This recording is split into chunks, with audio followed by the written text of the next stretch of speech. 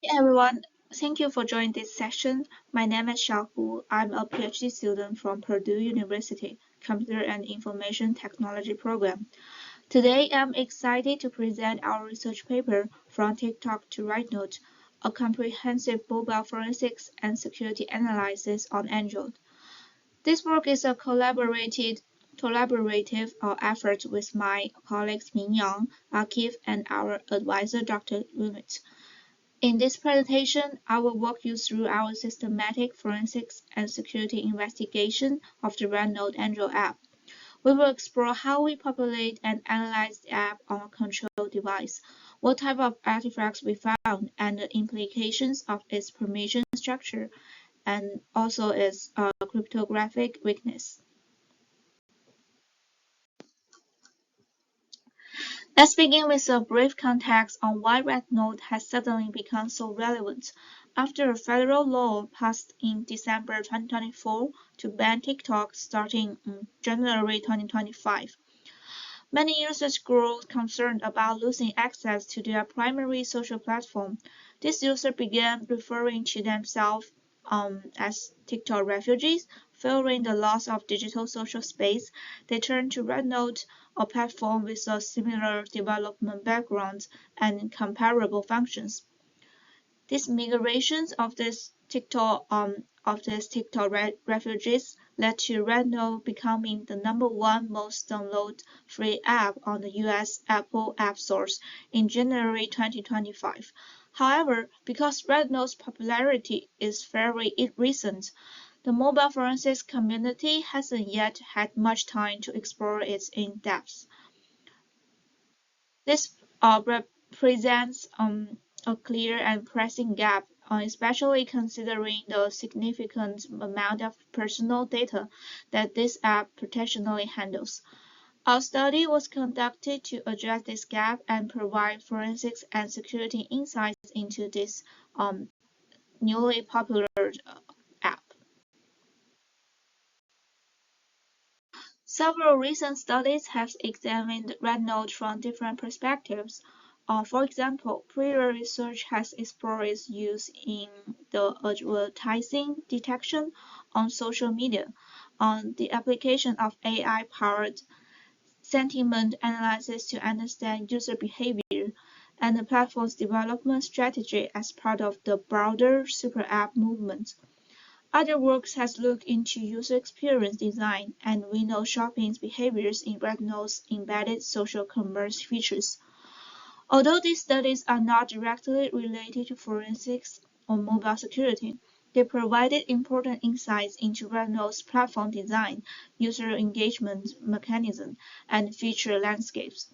These insights help us understand how RedNote differs from conventional social apps and why it generates such rich and diverse data from a forensics perspective. At the same time, the lack of any previous dedicated forensics research on RedNote led us to study similar applications as methodology reference. One of the most relevant studies is our own previous work, Shopping While Watching an Updated Forensics Analysis of TikTok on both Android and iOS, which received the Best Paper Award at ISNCC 2024. If you are interested in forensics methods applied to hybrid social shopping apps, I encourage you to refer to this study as well. In addition, we consulted forensic studies on platforms such as Amazon, Instagram, and YouTube. These works provided guidance, especially in terms of data population, acquisition, and validation techniques. Security assessments using tools like the MoveSF or other Android-based applications help inform the static analysis portion of our RedNote study. Now I'll walk you through the methodology we use for our forensic analysis of RedNote on Android. Since there are no open source forensic datasets available for RedNote, mainly due to how new and understudied it is, we decided to simulate real-world user behavior in a controlled environment.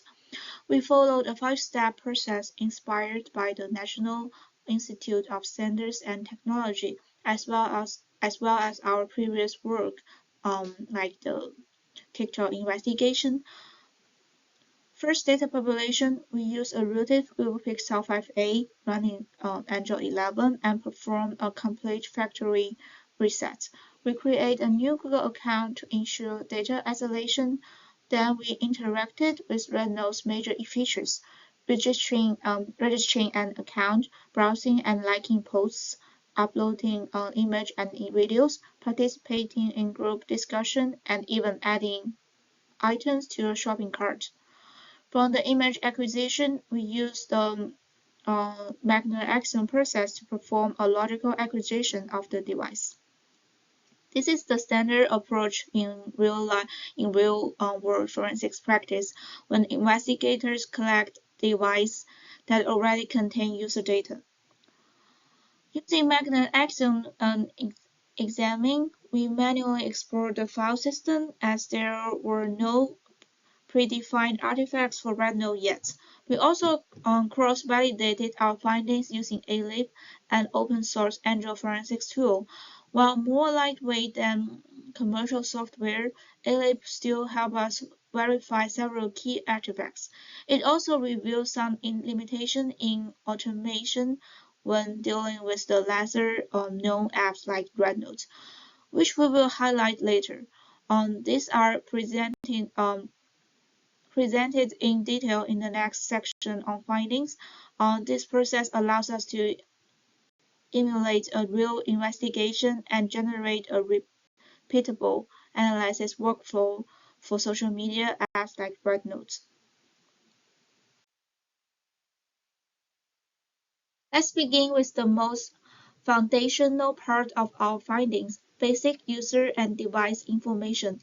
Under these two major paths, we were able to extract key account-level details, such as nickname, birthday, number of fans and followers, as well as location. These are all stored in a compact preference file that the app relies on to manage your user settings. In addition to personal information, this same area also stores some metadata about the app's configuration, including the profile description and verification status. Another interesting detail, the profile photo uploaded by the user is saved in a dedicated image folder, and the file name appears to be time-based. This helps us estimate when the photo was uploaded and link it to other activities in the timeline. As for device-level information, we also find where the app stores the phone's model and installation metadata, things like app version and download timestamp. These are essential for tying digital evidence back to a specific device. And one small but interesting detail, the package name of the app, Xingyin XHS, reflects both the app's Chinese name, Xiaohongshu, and the developer's name, Xingyin. Understanding this point can make it easier to identify in-file systems and validate its origin, especially useful in multi-app investigations. Moving on to our user posts and interactions, we uncovered a wide range of artifacts that reflect how the user engaged with content on RedNote. First, we found detailed records of the account that the user follows, which is whether it's mutual followers or one-way follows, and even the type of the post shared by those followed users. There is also a file that logs when someone visited your profile, which is a nice touch from an investigative standpoint. It adds another dimension to social activity. From the user's own behavior, we were able to recover full videos uploaded by the account, as well as text and image-based posts. The app also keeps track of liked posts, saved posts, and whether each one was public or private. These are stored in separate folders, making it easier to distinguish different on interaction types. What's especially valuable is the browsing history. We located a database table that logs every post a user viewed, complete with post IDs, timestamps, titles, and even the account that posted. This information is incredibly useful for timeline reconstructions, showing exactly what content the user was exposed to and when. One challenge we noticed is that even when using the app in English, some stores content remains in Chinese. This kind of storage could require translation tool during real investigations. Another interesting artifact, RedNote preloads short videos in advance to make browsing smoother, very much like TikTok.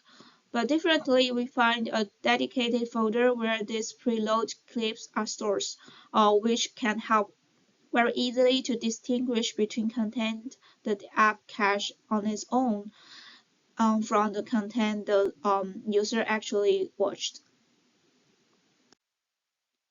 In digital forensics, there is a widely accepted principle that findings should be validated using more than one tool. Following that best practice, we also use the ALIP, one open source Android forensics tool, to cross-verify the results we obtained using Magnet Axiom. ALIP was able to successfully extract several key artifacts, including account login data and some media chases. This gives us added confidence in the validity of our findings. We also noticed some limitations since RedNote is a newer app. ALIP hasn't yet been updated to fully support it.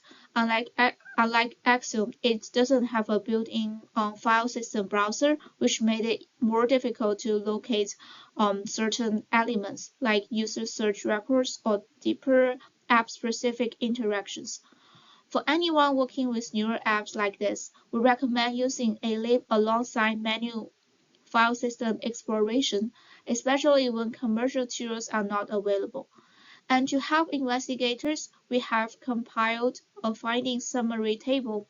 It categorizes the most important artifacts, shows exactly where to find them, and also describes the forensics value and major content of these artifacts.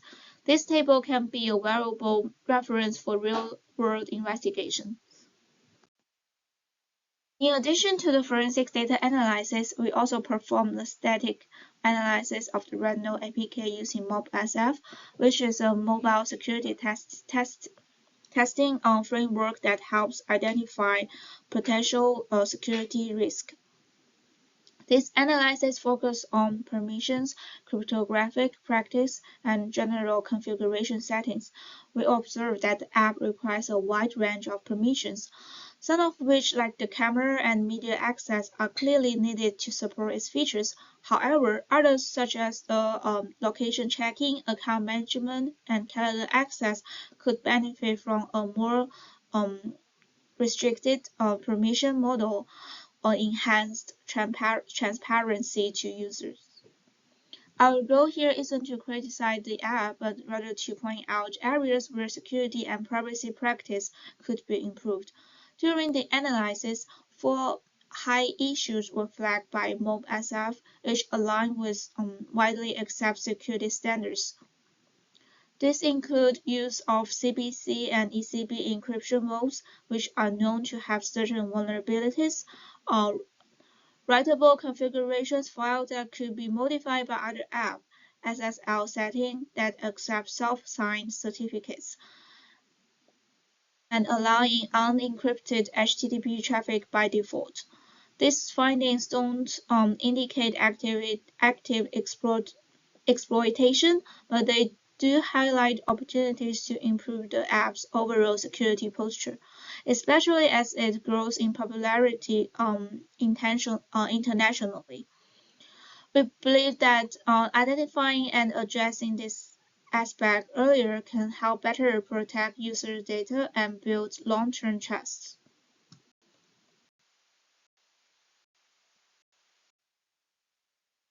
To briefly summarize our contribution and outline the future work, in this study we conducted a comprehensive forensic analysis of the RedNote app on Android.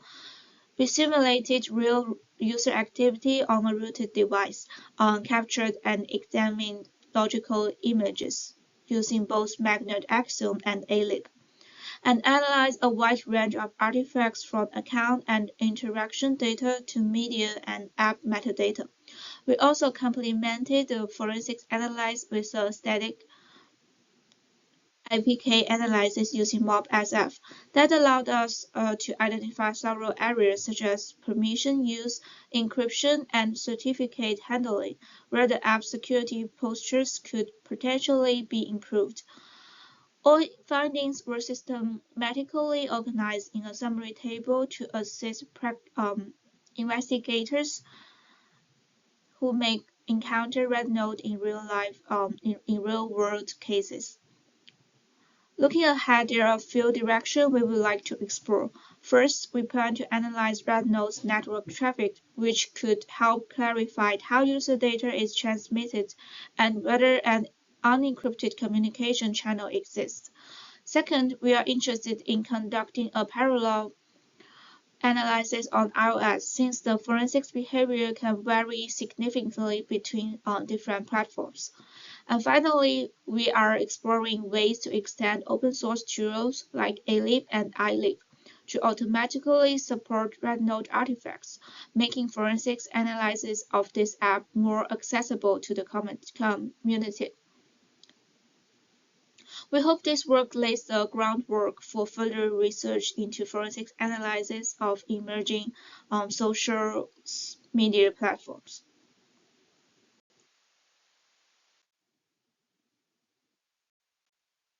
Thank you, that's all.